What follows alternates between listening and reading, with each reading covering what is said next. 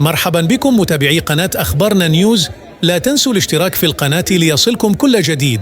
فاز المنتخب الجزائري على منتخب الطوغو بنتيجة 3-0 وسجل الهدف الأول رامي بن سبعيني. أما الهدف الثاني فجاء عن طريق اللاعب إسلام سليماني بعد لعبة فنية بين آيت نوري وبناصر. أما الهدف الثالث فكان عن طريق عيسى مندي برأسية محكمة. وهذه تصريحات اللاعبين بعد المباراة.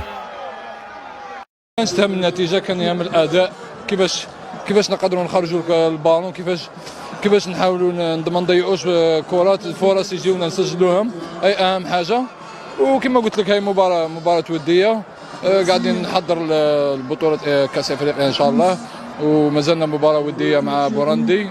نحاول ان شاء الله كما قلت لك نخدموا ونحضروا النهائيه ان شاء الله. خدمنا صافي 15 يوم مع المدرب، خدمنا اللياقه الحمد لله. اليوم 90 دقيقه اللاعبين كانوا واجدين، كاع كانوا حاضرين بدنيا الحمد لله، هذا اهم شيء. واهم شيء ثاني خرجنا بدون اصابات، هذه ثاني حاجه مهمه الحمد لله يا ربي. ان شاء الله نكملوا على هذا المنوال ان شاء الله ونفرحوا جمهورنا ان شاء الله. شكرا.